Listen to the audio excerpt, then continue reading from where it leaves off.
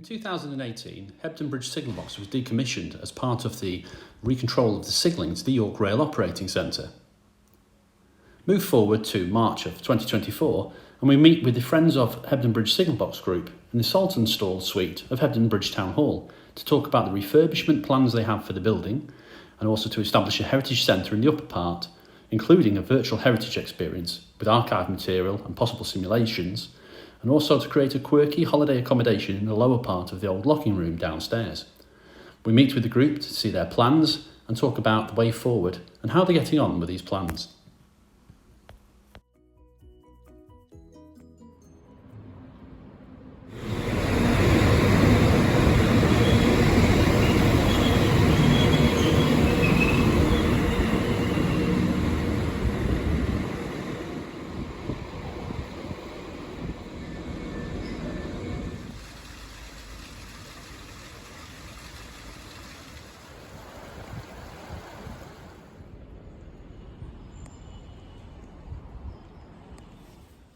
So we're here in Hebden Bridge today in the Salton Stall room of the Town Hall, and we're discussing the future of Hebden Bridge Signalbox and the plans for the future preservation of this box and what it's going to do. So very quickly, just first name basis and what your history is with the Signalbox.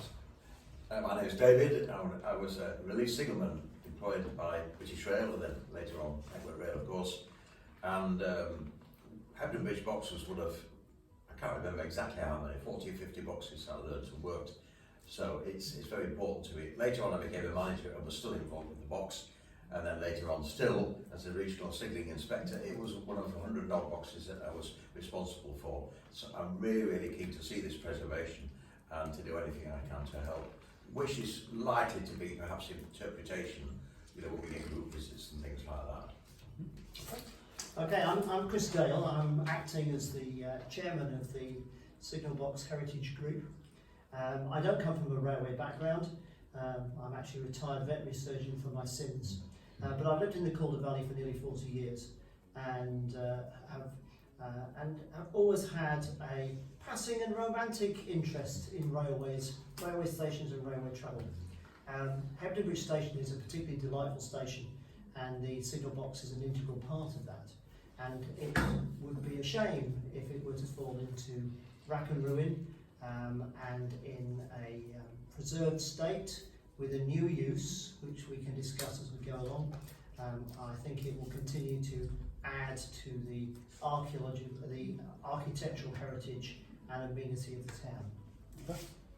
My name is Paul Kenny, ex-railway signalman. I joined British Rails, it was in January 1993. Prior to Hebden Bridge, I was at Calder Signalbox on the Air Valley line, and on the closure of that Signalbox, I moved here to Hebden Bridge. I've been here for 23 years at Hebden Bridge.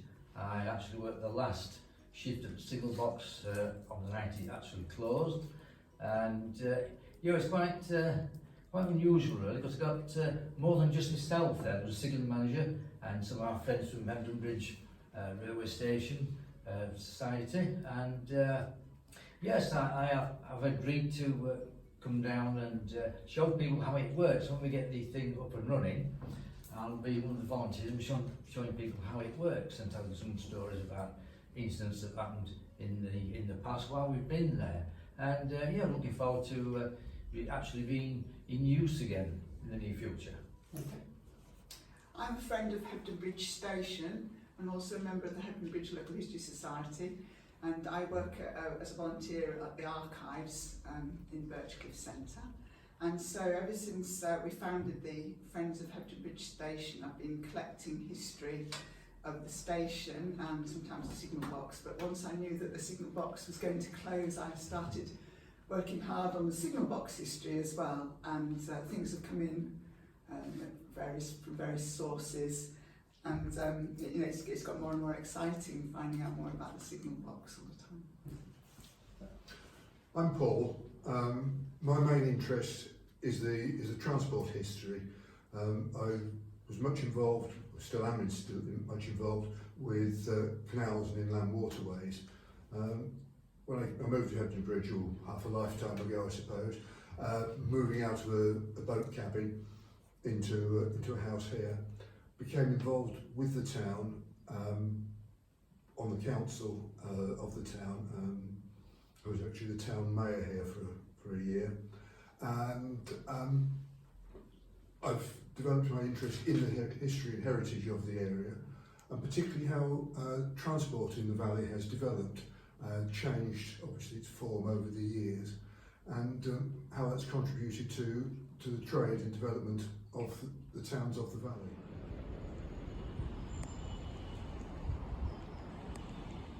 So, jumping straight into the Signalbox itself, we're aware that the Signalbox closed in 2018 and was transferred to York Rail Operating Centre. And then the Signalbox became redundant to Network Rail's use. So, how did the group go about getting involved in trying to preserve the box, and what's the group's aims for the future? Okay, perhaps I should answer that. There was a general feeling that the Signalbox should be preserved. The Calder Valley Community Land Trust very kindly got involved in this project and are providing the business acumen, if you like, behind it, and have been of paramount importance in terms of preparing architects' drawings, getting suitable funding for the project, etc., etc. And the people around this table are the ones who are interested in the heritage aspects of the group. The plan is that we are all very much aware that if we are going to preserve this signal box in a useful way, it has to have a new function. And we are interested particularly in the heritage aspects of the project, but it needs to be self-funding, and therefore we need to establish an income stream. So we have architects involved, and the plans have been pretty much finalised to turn the lower floor of the signal box, which is the locking room. I think that's the proper term. The signallers here tell me that's what I have to say. And the plan is to turn that into holiday accommodation of a simple nature, which we hope will appeal to walkers, cyclists, tourists who want to come to the town. And we hope that it will also be of particular interest to railway enthusiasts who want to spend a few days sat next to the railway lines at Hebden Bridge railway station. Much to the chagrin of my wife, that's the sort of thing I would like to do. I've had holidays like that myself. In terms of the upper floor, the operating room, we still have all the levers in place, and we have quite a number of other artefacts, and we have tracked down the original signaller's desk, which is currently on the North York Wharves Railway, I understand, and I think there's a hope that we should be able to get that into the box. So our plans are to reinstate the box. We're not looking at any particular time period as such. We're looking at various artefacts that could come in. We want to put in place a signal simulating system, which we can do through computerised methods, and it can be done, it's been done quite often. And we want to have visual displays set up for open days, visitors, to find out how transport in the valley changed, how the railway was relevant to this, how signalling is important to the efficient and safe running of a railway system.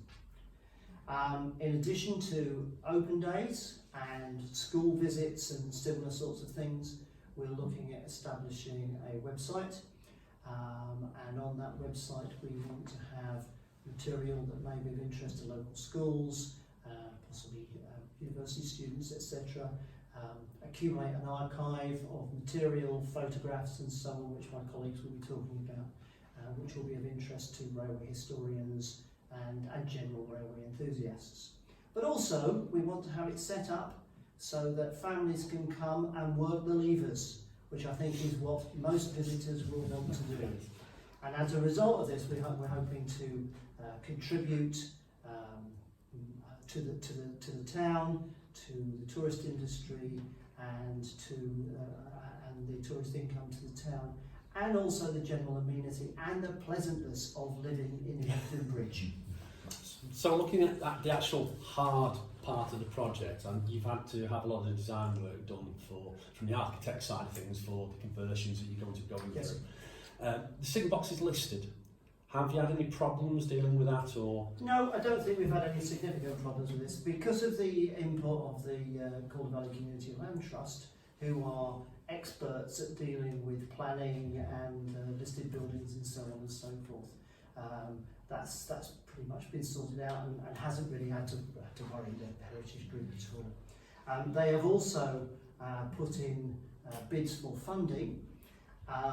Things are going a little slower than we would like because the leasing of such a building and so on is quite complex, the legal side of things. But we are hoping that within the next 6 months or so, the lease will have been signed and effective control will have been transferred to the Community Land Trust, and then we can get going with the heritage aspects. And the builders will be in doing the conversion and so on. But I say we do have funding in place. Unfortunately, because of the time scale and inflation, we possibly haven't got quite as much real money as we did have a couple of years ago. But I'm quite sure that this project is going to go ahead. And but the first step is to get the legal things sorted out. And fingers crossed, we're not so far from that. Excellent. And you've had to, obviously, as part of that, you've had to deal with Network Rail as well, because the Signalbox is still on their land. Yes, it is. It is. Yep. And it's quite slow. I don't want to say any more than that. That's okay. So apart from Network Rail and yourself and the groups, is there anyone else locally who's involved in this project? Or? Well, we've got the Friends of Hebden Bridge railway station have taken an interest, and we've got other members on our heritage group. I was going to say, I had dinner at your cafe earlier, and it was a very nice cafe. So I think I'll pass it over to them because they're really involved in the historical aspects. Well, the Friends of Hebden Bridge Station were actually the ones that initiated it as soon as we knew the Signalbox was going to be closed. One of our members, who unfortunately died last year, David Taylor, he got the some group to list it for us. I forget which it was, and so that was one thing. And then the Friends of Hebden Bridge Station, not all of them wanted to be involved in a Signalbox, so then they said, can we start a Signalbox group? And so some of us are in both, and some of them aren't. They just carry on doing what they always did since 2007. But we had the privilege, with the Friends of Hebden Bridge Station, of being allowed in the box on the last night, on the closing night, and we took with our amateur phones, we took a bit of mobile phone filming of the last night, and it was really exciting up there. And this young gentleman to your right, was that gentleman himself in the last It shift? was, and he has some fantastic tales to tell. Go on, please tell us at least one tale. Well, there's so many. The first week I did it on a night shift, it was certainly a baptism of fire because you know we get freight trains coming through Hebden Bridge, and on this particular night, the first one came through, it was on fire. So I heard the rumble, and you see the train approaching through the gloom, because at that time, I mean, you're talking after midnight now, and all the station lights were turned off, so it's quite dark. You know, you get this airy orange glow coming towards you at 50 miles an hour. My goodness, what's this? So realised what it was, and then because the thing about this job is knowing what to do, and when something out of the ordinary happens. That's the thing. Most days it's, as David will tell you, it's fairly straightforward, but it's knowing what to do when something out of the ordinary happens. So I managed to get the train stopped eventually further down the line, which held up passenger service the next morning for quite a while. But the other odd thing, we used to work New Year's Eve, and on particular New Year's Eve, the last booked passenger train had gone, but I got a call from control saying that the Northern Bell luxury dining train was approaching, it was going to stop at Hebden Bridge. So I thought, oh, great. So I'm sat there and the snow was just gently falling, and I thought, do I need bagpipes? I don't need bagpipes. And I looked out, there's a kilted Scotsman at the end of the platform walking up down with his bagpipes. And then the train arrived, and because it was quite a long train, most of the carriages were off the end of the platform anyway, some adjacent to the Signalbox. And I could see inside the people all really well dressed, bow ties, dinner jackets and so on, all making their way forward to the front of the train. And a lot of them got off onto the platform, And then music, the music sort of reached a bit of a crescendo. They're all dancing, and it's snowing as if bagpipes. And you could see the chefs in the kitchen preparing the meals. And then at a stroke of midnight, this beautiful firework display at the end of the platform. So when that was over, everyone gets back on the train, and off it goes, and see the red light flickering distant into the distance, and I went quiet again. I thought, well, that's something a bit different. It's a different New Year's shift. And to be fair, you don't get that on the M6, do you? That's true. So probably still don't get it on now on the railway. David, this was your area as a signalling manager for many years. Have you had fun Yes, it memories? was. Yeah, my job was to, actually I was based at Ely Mills, so although Hebden Bridge wasn't in my area, we, 4 signalling managers, all helped each other. So when necessary, I would go out and about, and I would go and visit boxes outside of my area, including Hebden Bridge, and Southall, probably on several occasions, I would imagine. Or I might have to work the box if needs be. But my sort of memory of Hebden Bridge is, I think it was my first shift after I got passed out, and I managed to put a signal back in front of a train. It was the down starter, I think. I don't know why they do these things, you know. And then the phone rang and the driver said, oh, and of course I pulled it off again real quick. I managed to do that because I booked it in time, and this phone rang. The driver said, are you trying to attract my attention? And I hadn't really realised that in the good old days, actually signalmen did used to do that.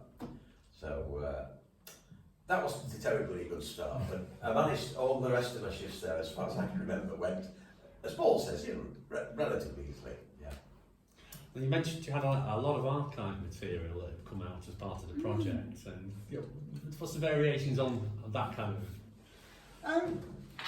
Well, for example, when it was lockdown, I did a lot of research on who was living in the station master's house, who was living in those little row of terraces right alongside the line between the lamp room and the signal box.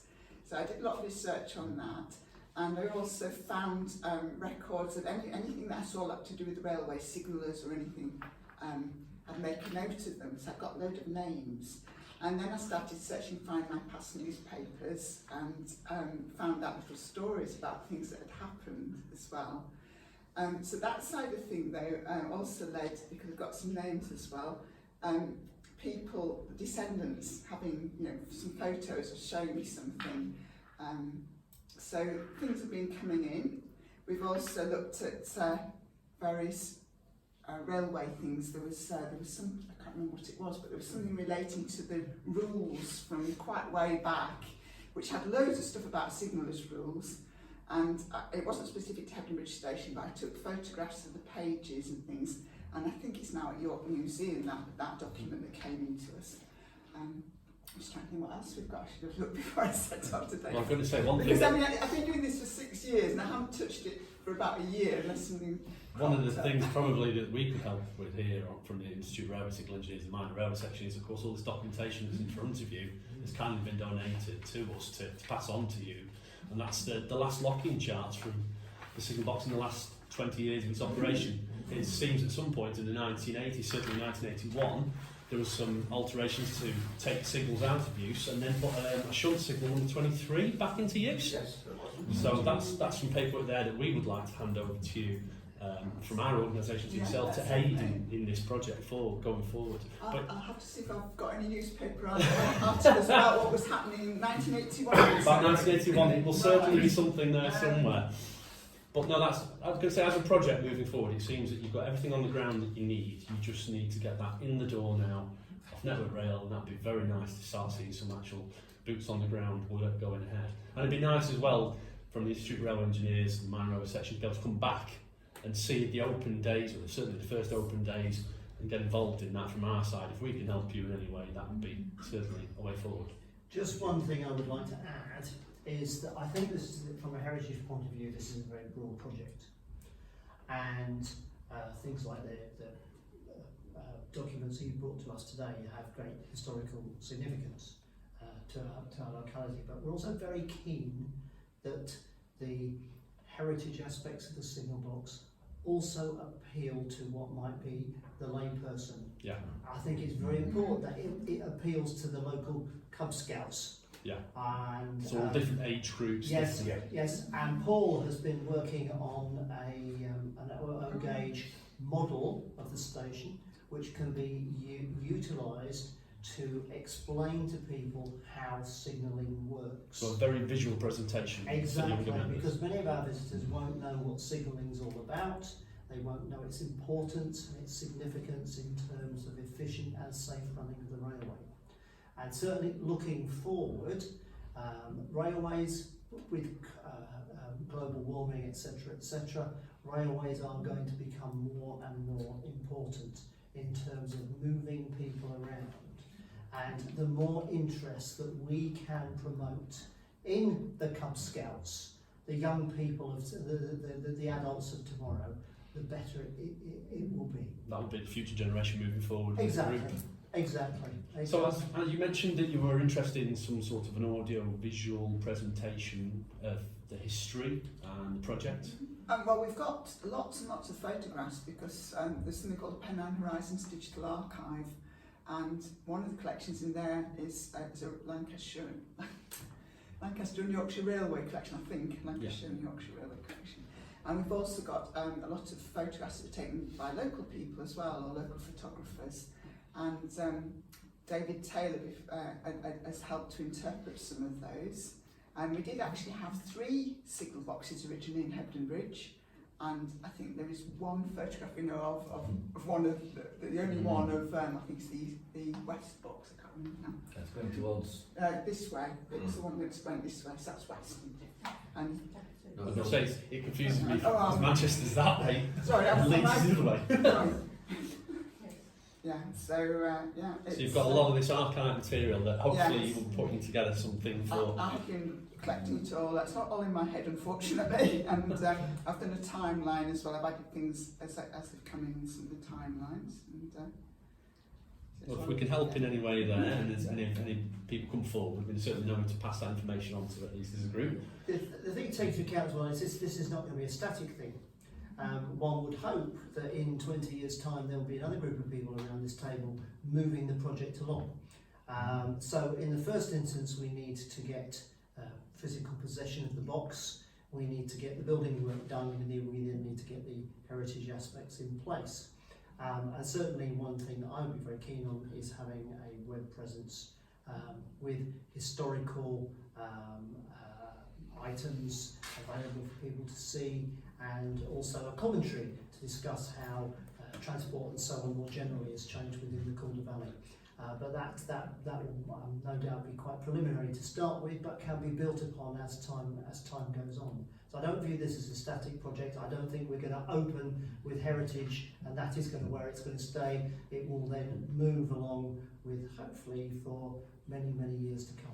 So as a group, as an organisation, you're constantly evolving, looking at ways to keep this moving forward. Of course we are. Yes, we're at a little bit of a standstill at the moment because we haven't got the box. But once we have the box, we are going to be off. And one of the things that the Calder Valley Community Land Trust have managed to organise is funding for a heritage officer, who we will have for 6 months. Nobody's been appointed as yet because obviously we haven't got the. But this is somebody who knows about the nuts and bolts of sorting out websites and all that sort of thing. So we as a heritage group will be feeding the information in for that person to then put in place what we want done. That's brilliant. Well, I think that's covered most of everything that I needed to ask. So this is your opportunity now, as a group, as an organisation, to ask the Institute of Railway Signal Engineers in the minor railway section, is there anything that you need, and what would you like from us? I don't think we need anything specifically at the moment, but I have got your email and telephone. And I'm pretty sure there's a lot of our members and our contributors who will be well, very so happy to help. if any of them have worked with Signalbox, would be very interested in knowing, or if they know of any signallers that worked it, that aren't alive presumably now, that they can pass on the information to us. Well, I know there's a gentleman colleague of mine who was a maintainer here, so Yeah, I will certainly pass that on to our members. Yes, I was going to say, I'm not sure I've got all the jobs that were involved in trains. I've probably not found them all. No, it'd be great to see us progress, and wish you all the very best. One thing that we haven't mentioned so far is our French film. Oh, now please tell me more. Diana's got more details on this than me, but there was a film produced by some French filmmakers. I'm not quite sure when it was, but quite some It's time ago. 2009. Is it? Okay. Looking at working cats around the world. And they came to Hebden Bridge and filmed at Hebden Bridge Signalbox, looking at the Signalbox cat. And I understand that we have access to this film, so that's will become part Yeah, of and our... also Gothland, the film. But Oh, it's called La yes. Voix du Chat, if anybody wants to see it online. And I managed to track down the original director or producer, and they've given us permission to use little extracts from it. So does the cat still exist? No, it died. More than one, wasn't There was more than one originally. We had two. One just disappeared one day when I saw it again. But the other one stayed on until it became rather poorly. I had to take him to the vets, and unfortunately that was put down because it's inoperable brain tumour or something or other. So he's actually buried in my back garden, along with my cat. The good thing about this French film DVD, the case that this disc comes in, the cover of the case actually depicts a cartoon version of Hebden Bridge Signalbox. So they've been all around the world and they decided to put Hebden Bridge Signalbox on the cover, which was brilliant. That's true. Yeah. It reminds me of a cat that used to be a Diggle Signalbox Selwyn, which I think he held the record for the longest serving duration of the cat, and also had PTS. So he could go on track. 21 years. Yeah, that's one little side tale there. But no, thank you very much. And there's some fantastic tales about the cats that Paul can tell us about as well. We like cats and we like cups Oh, of and tea. if anybody knows what happened to our bell, because there was a bell, but you'd gone by the time you came, hadn't it? Oh. We've got a photograph showing a bell hanging outside the upper window, which I presume was a way of signalling to the people on the station. Yeah, that. Yeah. Well, they probably took that away when they introduced the little buzzer. The enunciator. Yeah. One Didn't ring a bell. And we've got a loud hearer, haven't we? Yeah, that's And you've got some terms about that too. One thing that I can ask, Well, just sort of at the back of my mind, moving ahead and how we can develop this, what sort of possibility do you think would there be of doing a settle, if you like, and probably other places do, of having a couple of signals that we can operate that are outside the box but not too visible from the track? And it seems to be that that's something that IRSE could maybe help you out there, certainly, and I'm sure our members certainly would be able to. I mean, I know that there's spare bits and pieces that are available for that. That's what I was saying. Once you've got the land Yeah. and you've got the signal box, as long as they're not visible to the drivers. Yeah. I mean, Earlham signal box has done the same, and I know there's other signal boxes up and down the country. Settle, as you mentioned, is one example. It's actually a very good example. Settle you can actually see from the rail. We can actually, it's not an issue, it's not an issue. Well, that's the thing. If people fully believe it, they want to see it operate Exactly. the signal Yeah. as well, don't they? Yeah. In conjunction with it.